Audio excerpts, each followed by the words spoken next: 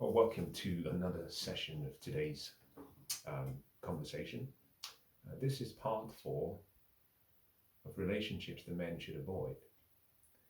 I began a few sessions ago trying to address how most young men who aspire to be successful self sabotage themselves and their success by pair bonding and by merging and choosing a relationship that is destined and guaranteed to ruin their success, their lives, and their futures.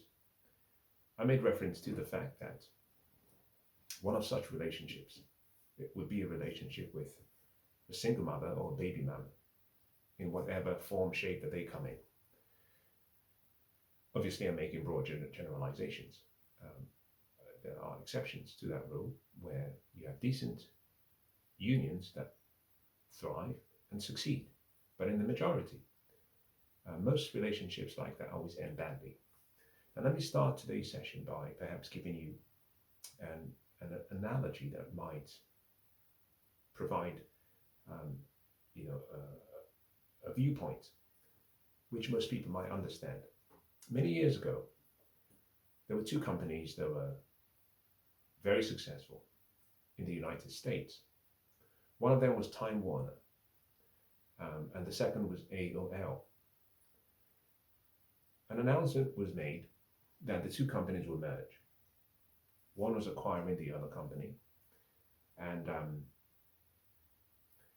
to those who were the managers of the two companies, obviously they had seen synergies, they had seen value accretive decisions that they would make, they had seen opportunities for growth, wealth creation. They thought they could add more wealth to their shareholders' wealth. It was seen and announced as the deal of the decade.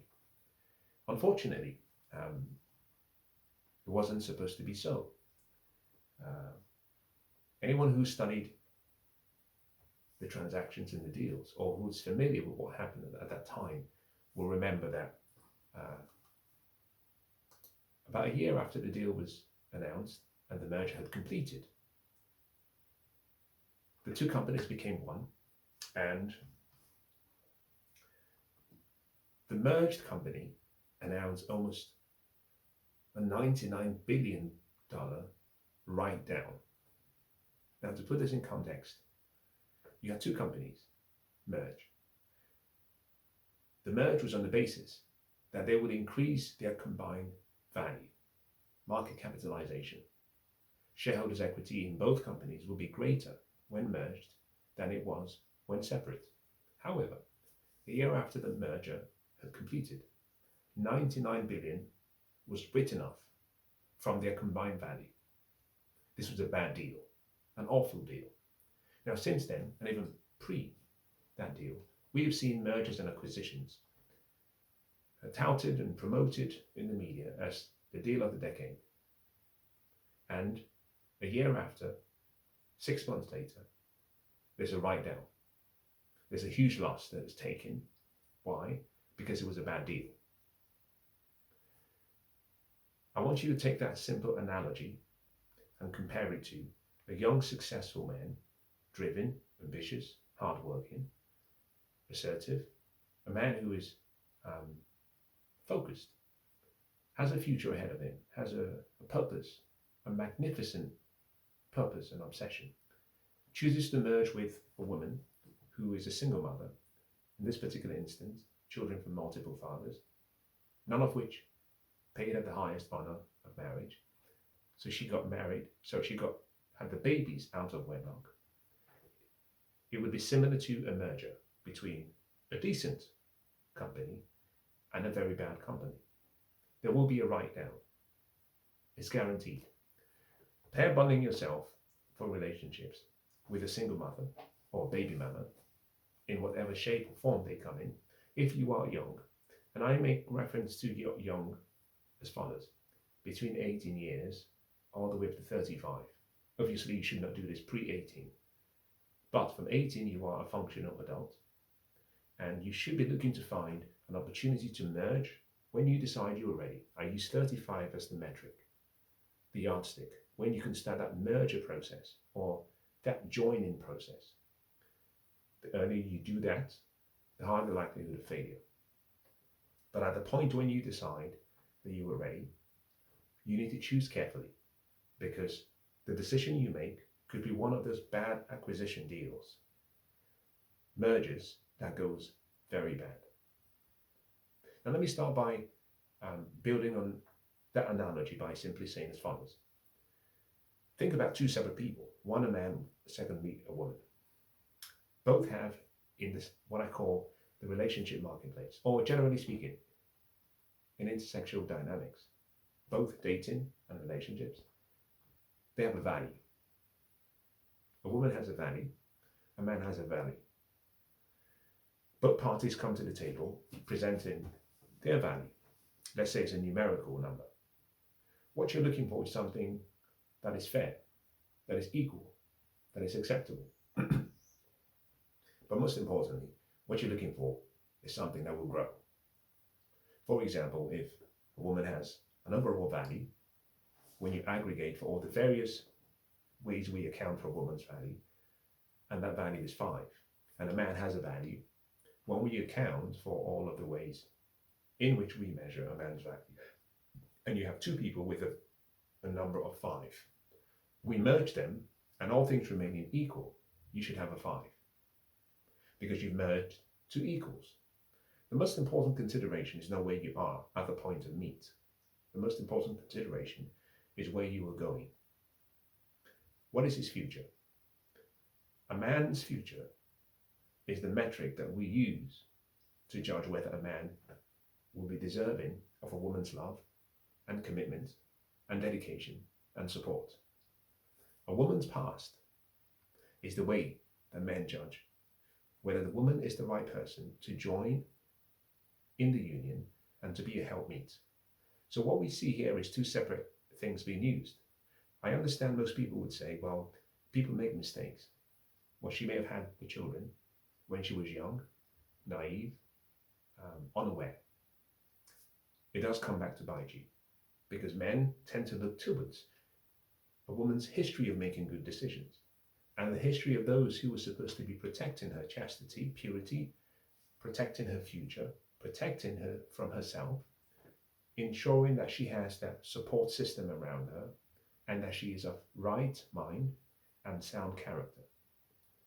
A woman, on the other hand, recognizes that women pay the highest price with regard to reproduction, wants to ensure that the man she chooses is able to provide a purpose, provide protection, provide provision, be the priest in the household, and profess his love via his presence. A woman is therefore looking towards a man's future. Therefore, a man who is driven, ambitious, goal-oriented, hard-working, assertive, conscientious, a man who is dutiful in his affairs, and who has a vision and a plan of the future, a purpose, will fall into the category of someone who has a future that should be bright and should be attainable if he stays focused. So on one side, what you have is a man bringing to the table what he should bring. A vision that, when tested and reviewed by other men, will be considered to be satisfactory. The woman, on the other hand, comes to the table with children. Now, we don't care much for how those decisions were made, but what we do know, we look at the outcomes. By the end of 2023, there will be 25 and more forms of birth control for women in the West. 25. As I speak with you now, there are 23 as a minimum. By the end of this year, there will be 25. And what this simply means is that if a woman aggregates all of the various opportunities available to her to ensure that she does not reproduce for the wrong person, there should be, in this particular instance, several opportunities to minimize a single point of failure if she follows the guidelines. There is only one form of birth control for men, which is rubbers. It doesn't have an effectiveness rate as good as the female contraceptions or the female birth control methods. Men only have one. So with men, there is one single point of failure.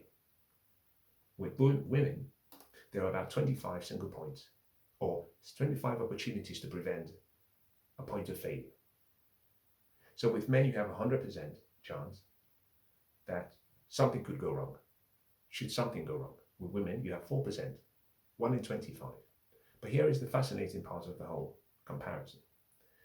If men, for whatever reason, have a failure, and that single point of failure indeed fails, and he impregnates a woman, he has no say in whether the child is brought to term. The woman has the full say. So 25 forms of birth control, and then you have what we call abortion. If all those points of failures do indeed fail, she still has what we call the joker, the high joker, where she simply says, I will not reproduce for this man. Why? Because I've made the mistake of fornicating to start with.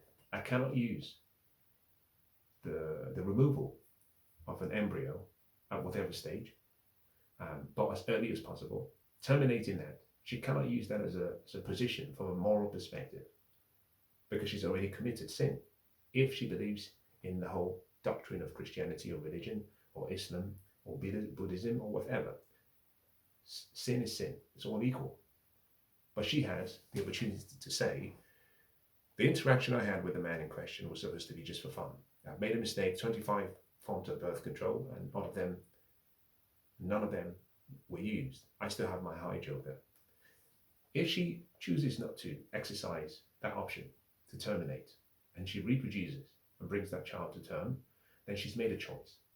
It indicates that she doesn't have either the right people around her to advise her properly, and that decision she made is almost tattooed into the decisions of her past, and therefore she will be judged on that decision, which in my opinion I consider to be a very poor decision. Now remember, if you go back and you listen to the conversations I have had in the previous sessions, I make exceptions and I make distinctions between different types of single mothers, type 1, type 2, type 3, type 4. The widows and the orphans, we put in a separate category, completely. The rest, we categorize in the same category. But there is a balance of power that exists. The man comes to the table with his future and his value. The woman comes to the table with her past and her value. If there is no fair exchange or equal exchange, the man should walk away from the deal. Otherwise, he will be no different from AOL and Time Warner. The merger seems great initially, but the outcome, a year from now, 2 years from now, is guaranteed to be very painful and one that he will live to regret. It's no different from a car crash waiting to happen, generally speaking. Now, General Patton once said, it's an honor to die for your country. But he goes on to say, make sure the enemy gets that honor. Now, I think single mothers are fine, good people, but with regards to pair bonding, getting married, getting to a long-term committed relationship, they are ideal for other people who do not want to be successful. For men who are in the top 5 to 10% across all socioeconomic hierarchies in any society, those men deserve to have the opportunity to choose and build a family from the scratch, from the start. I'll say this so it's very clear. If a man chooses a single mother as a partner, as a long-term companion, and I'm speaking to the guys, I think it's important that I address the flaw in the man himself. It indicates that the man in question is bad. He has very poor selection standards, and it also indicates that there is a flawed approach in his ability to judge good character in a woman. It also indicates he does not have men around him invested in him, older men who can tell him, son, this is a bad deal. All things considered, this is not the right opportunity for you. She might be perfectly lovely. She might be kind. She might be nurturing. She might be everything that you might ideally want in a woman. But a simple question and the test, the litmus test is, compared to her childless self, is she better or is she worse? If we apply logic, pure logic, no emotions, the answer should be a simple one. A woman who has a child from a man who she was not married to, or even if she was married to, comes with a level of liability and expense compared to the childless self. The first will be seen as strategically undesirable compared to the second. And therefore, any man making a logical decision has to agree that there is a level of dead weight being pulled. Now, the guy, in addition to having poor character or the ability to judge someone based on having good character, is indicating that he's a loser, that he doesn't see himself amounting to anything. Now, I'll make a few statements so you can understand. Younger men who are roughly about 18, 20, 21 plus, in the sexual marketplace, have very little to bring to the table. It's natural. Men are resource objects, women are sexual objects. A woman brings her sexuality, her beauty, her purity, her chastity to the table. A woman who is 22, if she sits across the table from a man who is 22, the woman has much higher value. On a balance of power dynamics, she's way, much more valuable than he is. What he has is potential, but he has to wait to become a man, because at that point he's still a boy. So his value is much less than hers. A man therefore has to trade using sometimes gimmickry. We call it game. We call it frame. We call it using words. Someone who is well skilled in the art of knowing how to navigate and converse with a woman. He brings, in other words, he pretends to be what he is not. Or let me put it in a more appropriate way. He leverages the person he could be in the future and pretends to be that person in the present in order to be able to attract the woman who will be attracted to his future self rather than his current self. So in other words, he presents his potential as though it is actual, and the idea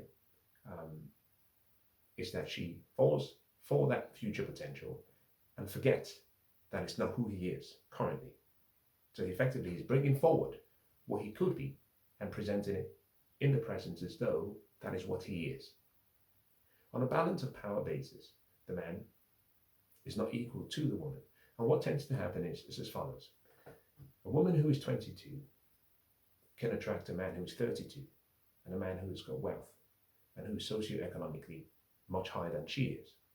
But the same woman who is 22, if she has a baby or has multiple babies by other men, her value declines, her self-esteem declines, her attractiveness falls, and therefore, in the sexual marketplace, she's not as desirable as other women or her childless self.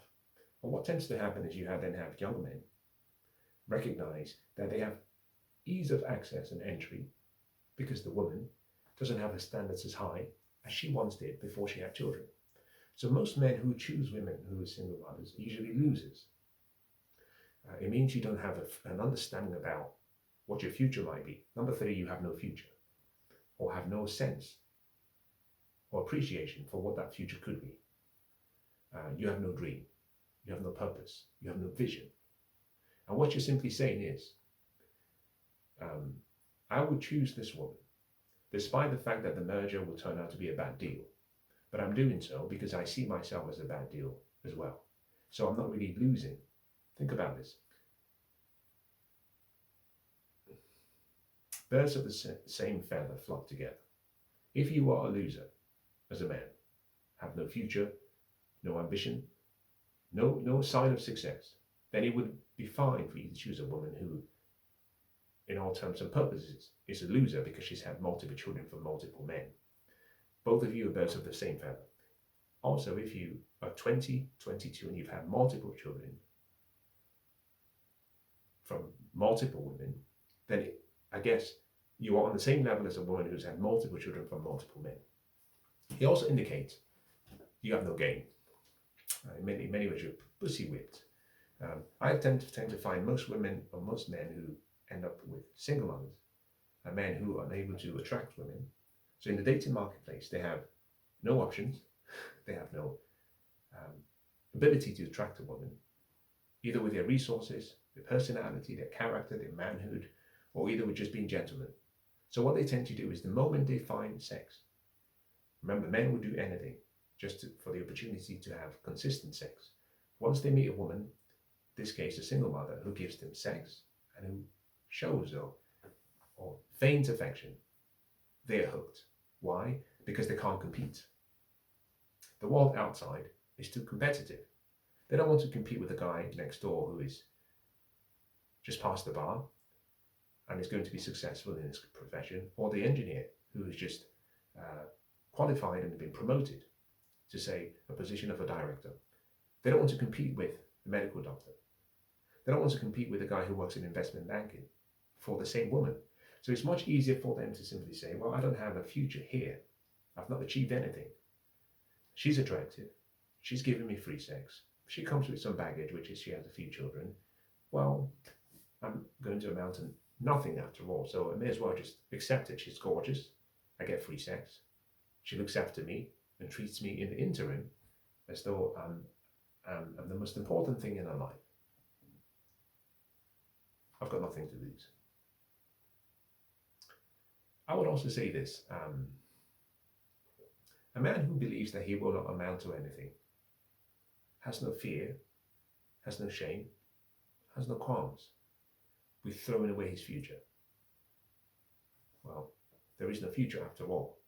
So if I can have fun, initially begins with fun. And this is perhaps the key part that I should stress. In the marketplace, we have dating and we have relationships. Most men go into dating because they want sex. They want something short term. They want to ejaculate. They want to have sex.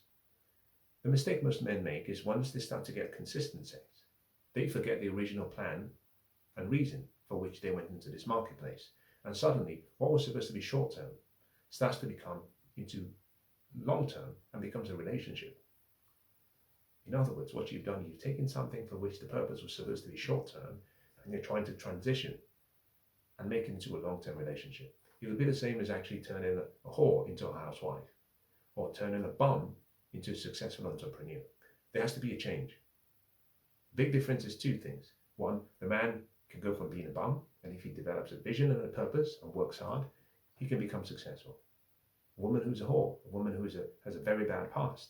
The past is always there with you, is dead weight. And the children are an indication of that dead weight that you're carrying. Now, what does this simply mean if you are a man? Most single mothers are not looking for lovers, husbands, or partners. Fundamentally, they're looking for stepfathers. Whether the father is in the life or not, they're looking for stepfathers first, because their children come first. Their children are the most important part of their life, and rightly so. What they're looking for is a man who will come in and who will blend with their children and provide structure, discipline, boundary enforcement, and guardrails. Number two, they're looking for resource providers or resources.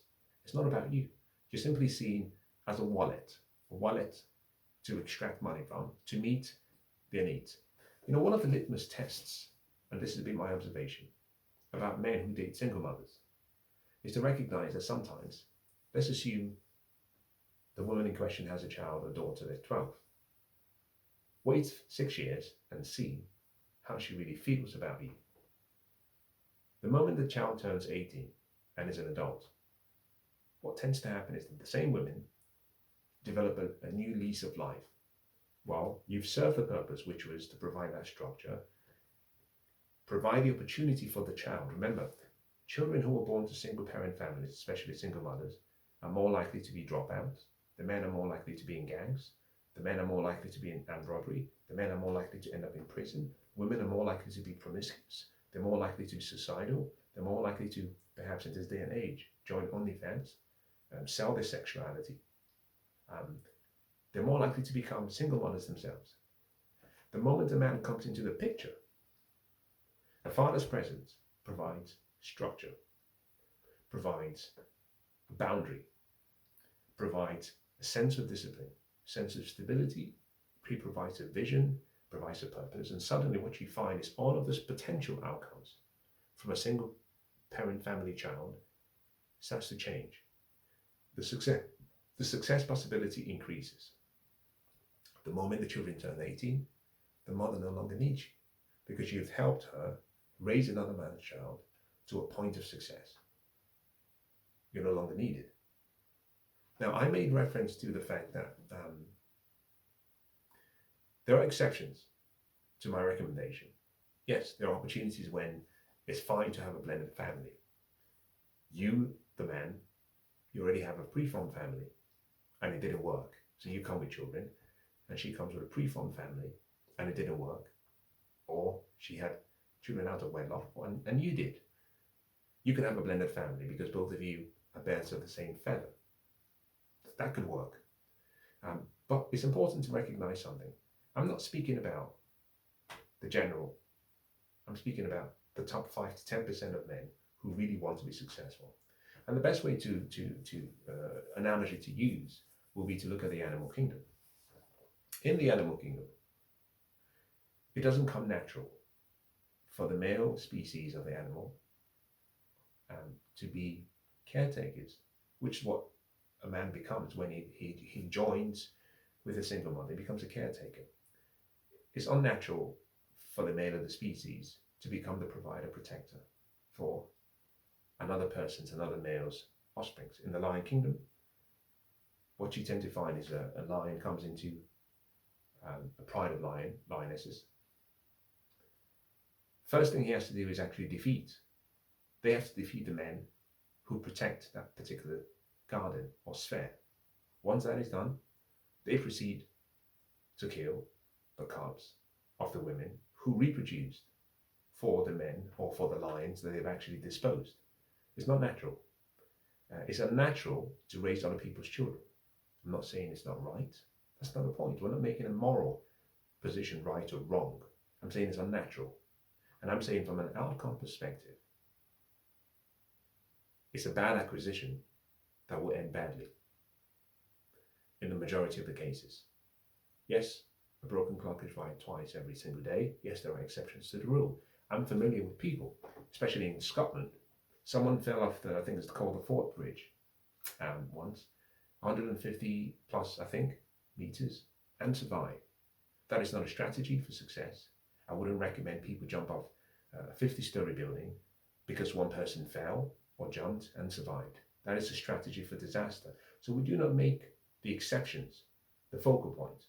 We speak on the general. And I'm simply saying, if success is your duty, if success is an obligation you have, if you feel success is a responsibility you have to fulfill, if success is a goal you have in mind, if you see yourself as in the top 5 to 10% of men, wherever you find yourself and you are driven, it becomes very, very important to recognize that firstly, you should not be thinking about getting married prior to 30. 35 is the ideal position.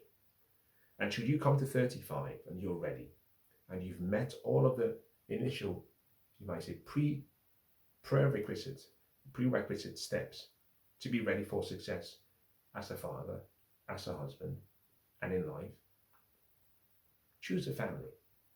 Build a family. Do not choose a woman who has already started a family with another man. For a number of reasons. You will have two visions in the house. Your vision and the other man's vision.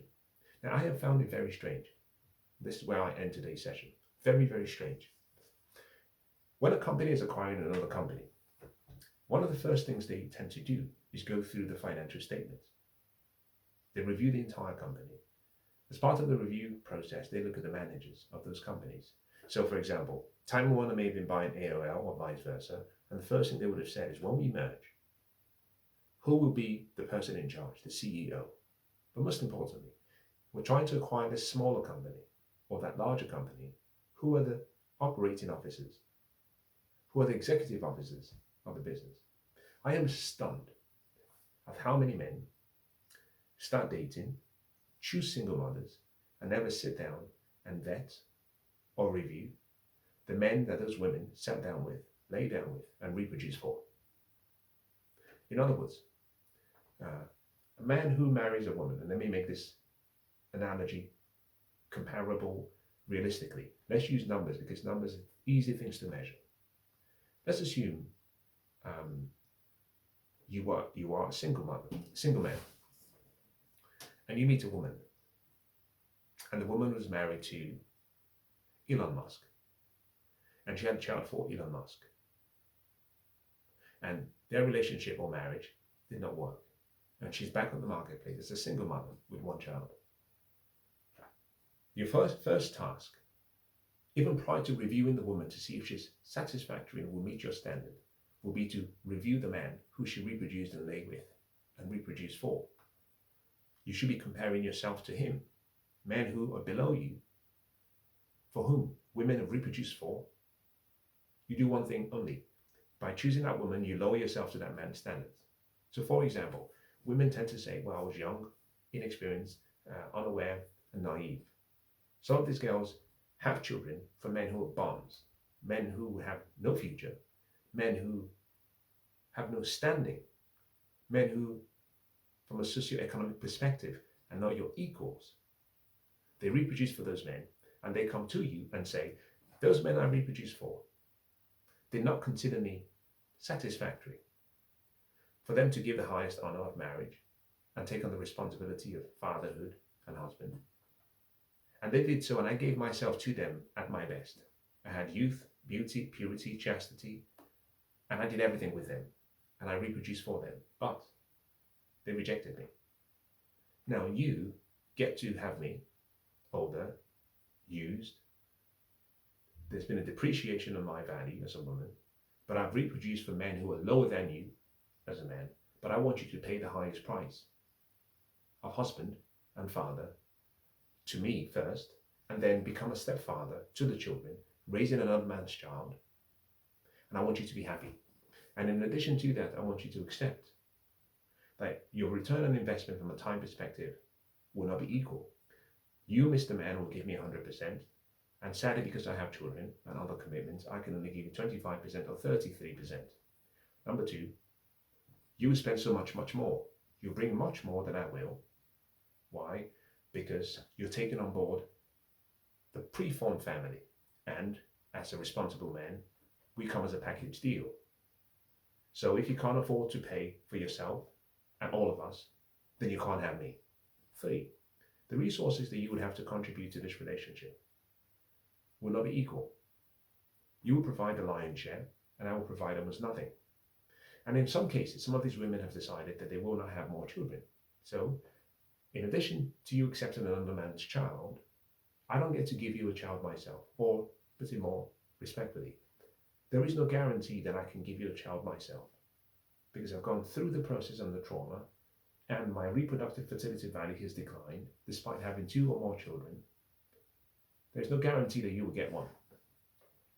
4, you will have to sacrifice your purpose, because now we have a family, you have responsibilities, you have to bring home the bacon. You can't be doing all this really cool, sexy stuff, those business ideas and pursuing your goals and dreams. This is time to go to the local Tesco and get a job, get your 9 to 5, bring home the bacon every day so we can keep food on the table for the next man's child. It's a horrible deal. It's a horrible deal. And if you can separate your emotions and look at this purely from a business perspective, I hope you come to the realization that this is a horrible deal. This is an acquisition, merger and acquisition that will end very badly. If you think of yourself highly enough, and if you believe you will be successful, and if you consider yourself to be in the top 5 to 10% of men in your peer group, and if you are not there but aspire to be one of those, my son, assuming you're young enough to be my son, my friend, assuming you're young enough to be my peer, please walk away. Wait until you're ready, and then when you're ready for a family, start your own family. Now, I hope today's session has been useful.